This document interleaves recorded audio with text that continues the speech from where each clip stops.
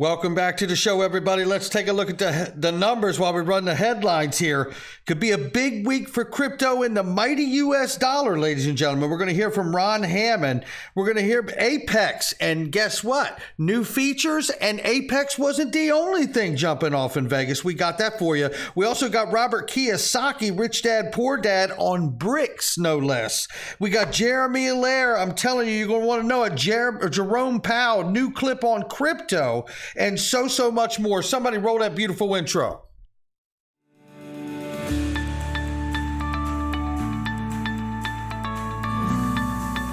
Digital Perspectives with Brad Kimes. Come on in.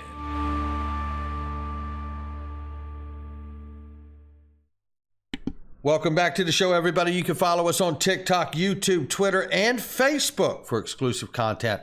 Good morning. It is $1,080,000,000,000, and actually good mid-morning. I just got home from Apex Developer Conference, and after a 2.5 hour delay at the Vegas airport, and then finally getting on my flight and getting home, and I've been home about, I don't know, almost 90 minutes, and I've set up my computer and been hard at it. And here we go, ladies and gentlemen. We got plenty of news. Bitcoin, 21,000, slightly over. Ethereum, 1,700 plus. XRP at the number 7 spot at 34 cents. The market is a little bigger today than it was over the last couple weeks here, but I wouldn't get too excited just yet. We got some more news, but this is great news right here, and it's linked to Private Investing Made Simple. A lot of you know about this. I've been working with them a long time, but let me tell you something. I love being a customer as well. And they right now, let me just, if I could, just quickly, very quickly, because you need to know this because it doesn't happen all the time. Look, $5,000 minimum, and look at the price they're offering it at.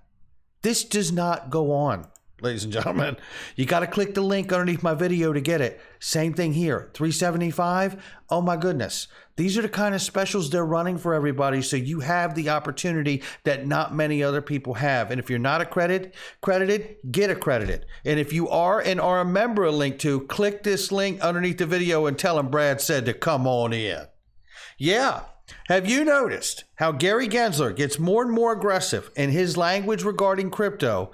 He started by saying some tokens have attributes of securities, then many tokens resemble securities, to now many are securities. Next will be most are securities. Shout out to John Deaton and everything he's doing for us. He is a true field general and a hero to the people, and the XRP holders, 72,000 strong. I'm telling you, we're going to hit that 100K mark. I'm not going to play this clip because it's going to do nothing but anger you.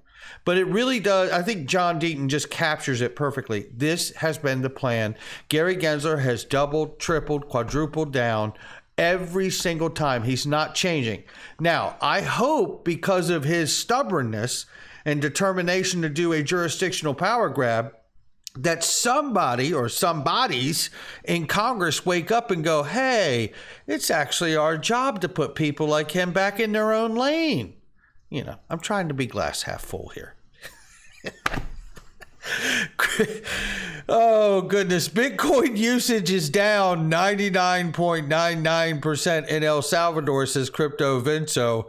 And, since they made it legal tender, he says any Bitcoin maxi who still mentions the words El Salvador and Bitcoin in the same sentence is just embarrassing themselves.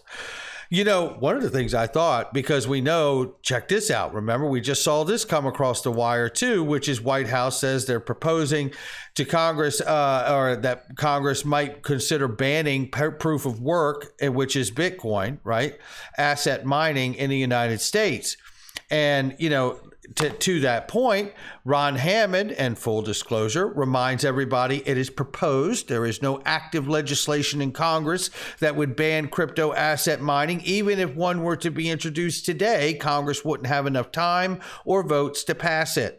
Still, the White House report is an important wake-up call to the industry. Yeah, it really is, Ron, and I appreciate you really trying to balance that out for everybody there. But one thing I will say is I could see a narrative because of the energy consumption of proof of work altogether.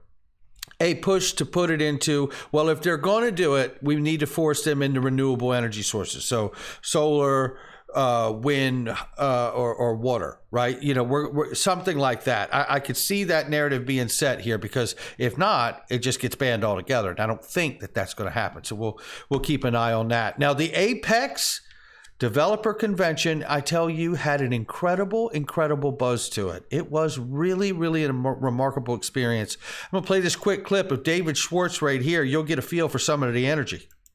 Awareness of the XRP ledger as a layer one option has been increasing. Those speeds, fees, scalability, low energy uses, and I think the track record, 10 years running, and the built-in DEX, tokenization, sourcing efficient liquidity. The XRP ledger rises to the fore as a core opportunity to differentiate against other chains with these features. It really does. I mean, and there's nobody better to say it than the one and only David Schwartz. How about that?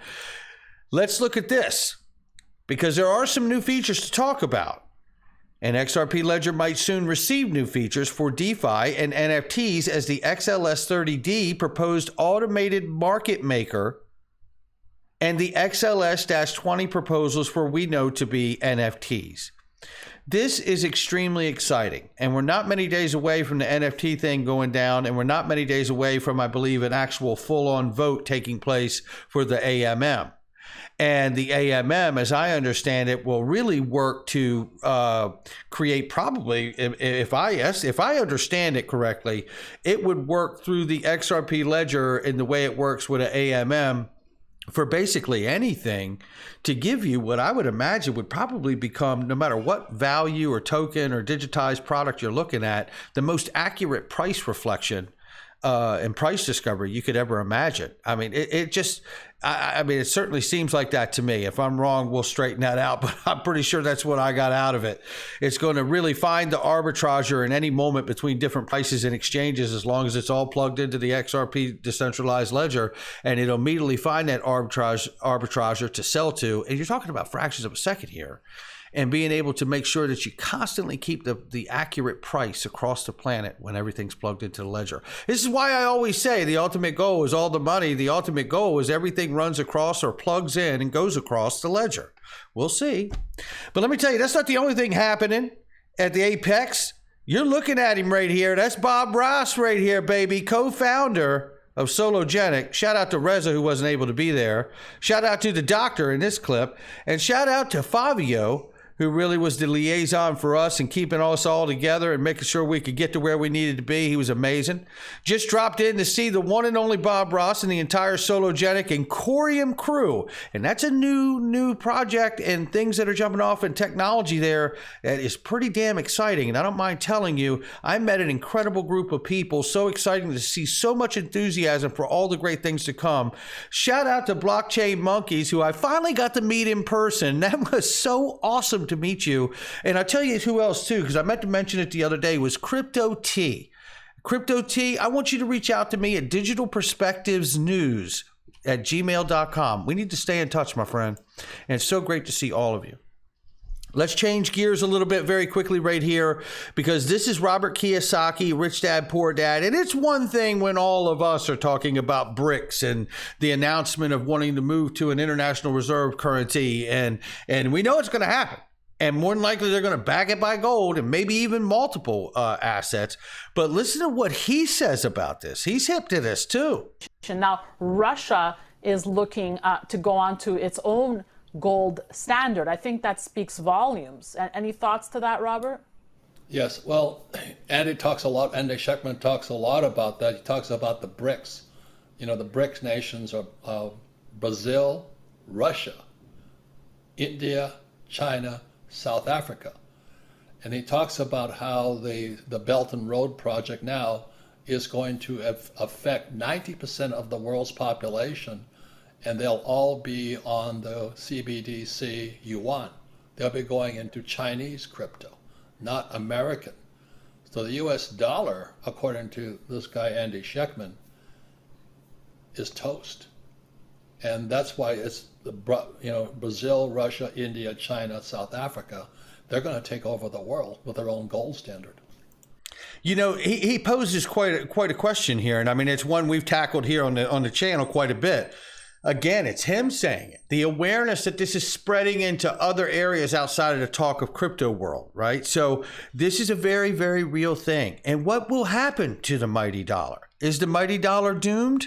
I don't think that the United States government or the Fed is going to sit back and watch that happen. Is the dollar as strong as ever? Isn't it? The mighty dollar. Technology is undermining the clout of the global reserve currency.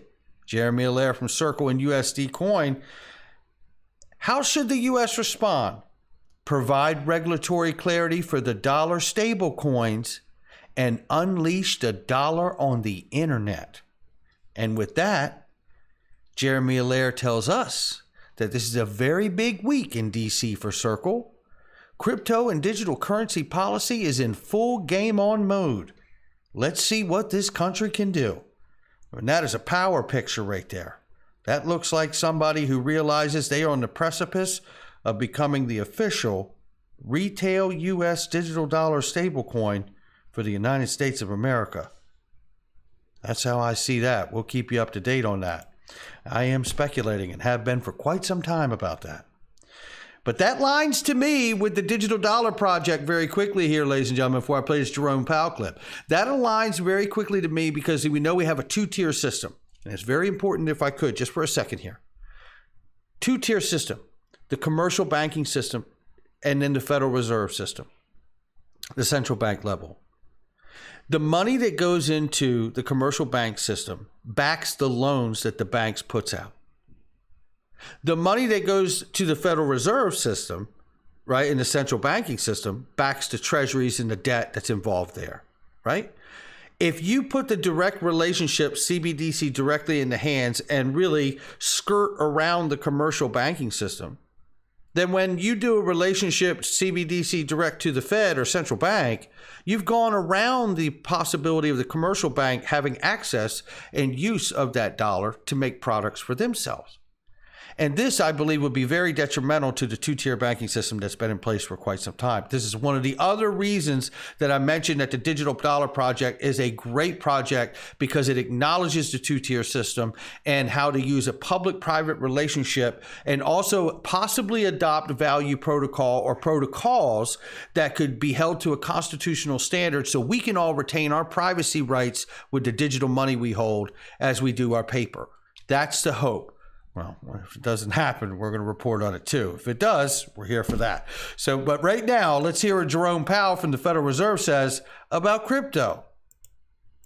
Is unbacked cryptocurrencies as such. And, you know, those have not and don't appear to offer, have not offered and don't appear to offer much in the way of public interest in using them as payments, let's say. It's not a great store of value. What it is a speculative asset. It's not. Let's stop right there for a second. That is so key, and I think it's so key to understand this verbiage. This is why I've entertained a notion for a long time about XRP and possibly XLM being stablecoin designated, because they are for a means of payment. And you could back them with a certain amount of collateral that could provide a floor price or some kind of a price set if they even wanted to. Keep listening. Not backed by anything. There could be an argument that that's still during the development phase and that it's something that we could see emerge. So this gentleman's offering the notion that, well, some cryptos are speculative and appear that way because they're volatile in price, because they're still young and immature. And as more liquidity moves into them, they could stabilize and all of these things. There is some truth to the understanding of that, but you have to look deeper than just the amount of liquidity in to stabilize a price. You have to look at the utility of the actual project. Not trying to crack on Bitcoin, but 7 transactions, 14 transactions every minute isn't exactly a solution for payments world, right? So, and so on and so on. But yes, be that as it may. And I also have close-in family members who offer that perspective vigorously. So. I love hearing that, just because Jerome Powell's got trolls inside his own family. And I do too. Listen, I've often said this, and I say it out of love and fun. But the biggest crypto troll I deal with every day, or XRP troll, lives in this house with me. It's Mrs. Backup. When moon, right? I'll tell her, oh my God, we had some good news today. She'll say, oh, let me guess. We got more good news and the price didn't go up, right? I mean, look, I live it too, right? I live it too. But to me, this is what being an early investor and certainly a speculator in this space is all about. If I'm not in early, I probably can't afford to be here at all. But in the idea and understanding, I want to remind everybody what Jerome Powell is saying. If this stuff is not backed by government dollars, whatever it is, then it's going to be a speculative asset. That's what he's saying. And I'm reminding everybody because ProCoin News wanted to remind everybody, and you should follow them. Anthony Welfare has made an announcement as a Ripple advisor that there will be more central bank digital currency announcements to come very soon. And I find that to be exciting. And if you think about this just for a second, if I could, when Jerome Powell's basically saying if things aren't backed by U.S. government dollars or fiat dollars, government-backed dollars around the world, then it's speculative. In my mind, it's not a thin branch for me to walk another step or two out and say to myself, well, it's exactly what I've been saying since I've started this channel and before I even had a channel.